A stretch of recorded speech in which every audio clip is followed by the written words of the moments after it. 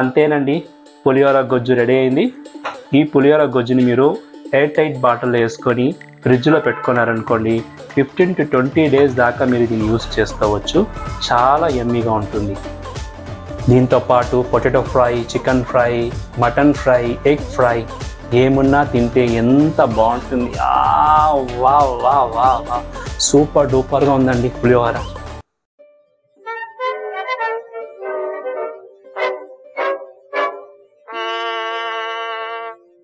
Hello అండి, నమస్తే, vanakkam, అస్సలాములేకుం. Welcome to Vijay చేతి రుచులు. ఈరోజు విజయ్ చేతి రుచుల్లో ఒక ట్రెడిషనల్ రెసిపీ అండి. చాలా చాలా రుచిగా ఉండే రెసిపీ. మనం రెగ్యులర్గా చేసుకునే రెసిపీ. ఫెస్టివల్స్ కూడా చేసుకుంటాము, ప్రయాణం అప్పుడు కూడా చేసుకొని ప్యాక్ చేసుకొని వెళ్తాము. ఏంటో తెలుసా అండి? మన పులిహోర అండి, మన పులిహోర. ఈ పులిహోర ఎలా చేయాలి, రెసిపీకి కావాల్సిన ఇంగ్రీడియంట్స్ ఏంటి, ఇవన్నీ వీడియోలో కంప్లీట్గా మీరు చూడొచ్చు. మన పులిహోరకి ఫస్ట్ చింతపండు గొజ్జు రెడీ చేసుకోవాలండి.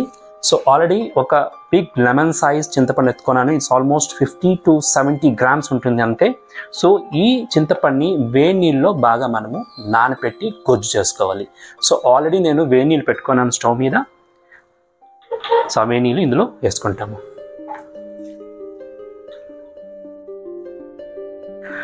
సో ఇది ఇప్పుడు మనము నానపెట్టాలి. బాగా నానపెట్టిన తర్వాత గొజ్జు తీసుకోవాలి. ఇప్పుడు మనము ఫస్ట్ పులిహోర పౌడర్ చేసుకోవాలి. ఆ పౌడర్కి స్టవ్ మీద ప్యాన్ పెట్టుకున్నాను. ప్యాన్లో 1 tablespoon పచ్చిశనగపప్పు వేసుకుంటున్నాను. మినప్పప్పు 1 tablespoon. మీడియం ఫ్లేమ్ పెట్టుకొని దీన్ని ఫ్రై చేయాలి మనము.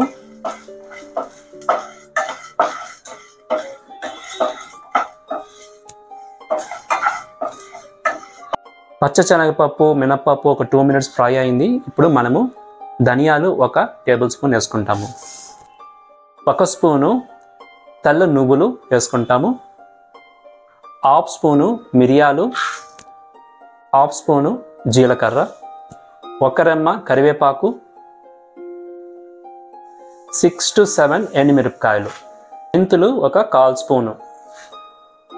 సో అన్ని ఇంగ్రీడియంట్స్ వేసుకొని మనము బాగా డ్రై రోస్ట్ చేయాలి. మంచి వాసన వస్తుంది. గోల్డెన్ బ్రౌన్ అయ్యేదాకా మనము దీన్ని బాగా రోస్ట్ చేసుకోవాలి.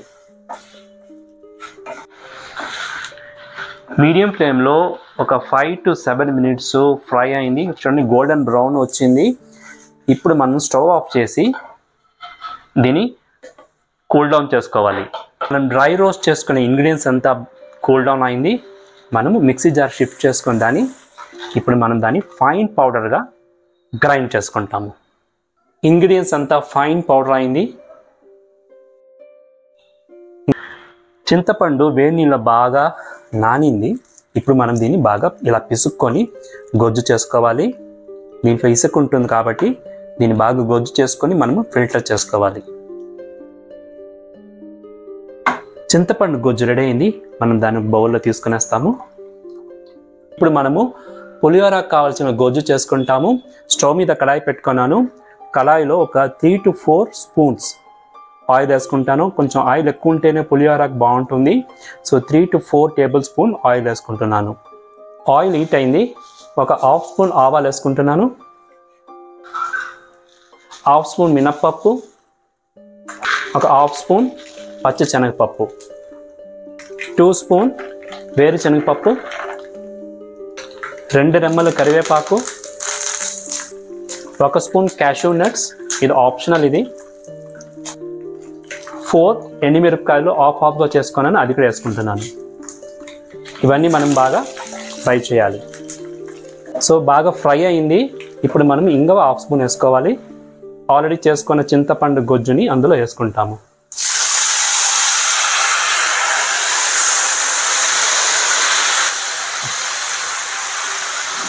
చింతపండు గొజ్జు వేసుకున్న తర్వాత దాన్ని బాగా ఉడకనియాలి. ఆ పచ్చివాసన పోవాలి. కొంచెం హై ఫ్లేమ్ పెట్టుకోండి, ఫాస్ట్గా కుక్ అవుతుంది. ఈ టైంలో మనము పసుపు 1/2 స్పూను, రాక్ సాల్ట్ ఒక 2 tablespoon తీసుకున్నాను. రుచికి తగినట్టు మనం వేసుకోవాలి.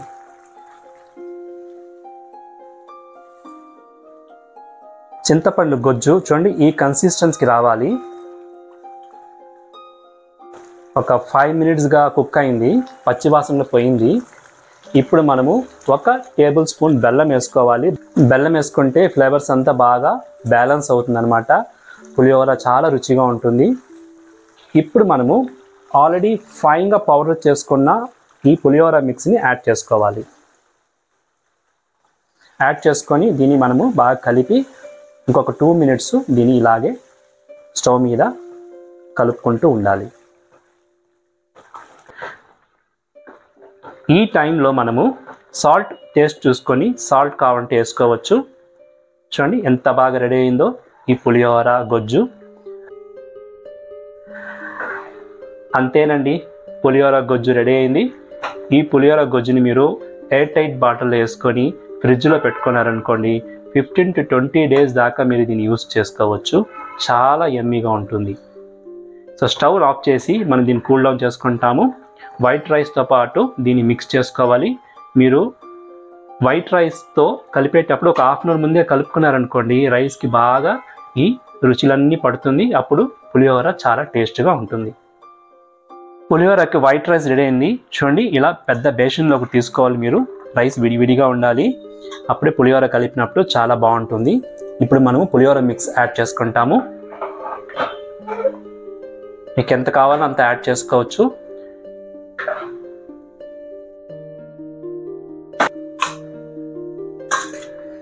ఎంతో ఎమ్మి అయిన పులిహోర రెడీ అయింది మీకోసము విజయ్ చేతి రుచుల్లో.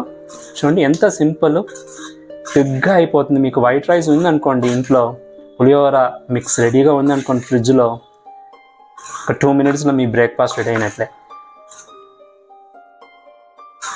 వావ్, వాసన అయితే గుమ్మలాడిపోతుందండి. ఎమ్మి పులిహోర రెడీ అయింది. ఎలా ఉందో టేస్ట్ చూసి చెప్తాం. పులిహోర మిక్స్ కూడా రెడీ. వావ్, ఎంతో ఎమ్మి అయిన పులిహోర రెడీ అండి. దీంతో పాటు potato fry, chicken fry, mutton fry, egg fry ఏమున్నా తింటే ఎంత బాగుంటుంది. Wow wow wow wow, super డూపర్గా ఉందండి పులిహోర. చూసారు కదండి ఒక యమ్మీ పులిహోర రెసిపీ ఎలా ఉంది. టేస్ట్ అయితే అదిరిపోయింది. మీరు ఈ రెసిపీ ట్రై చేసి మీ వ్యూస్ నాకు చెప్పండి.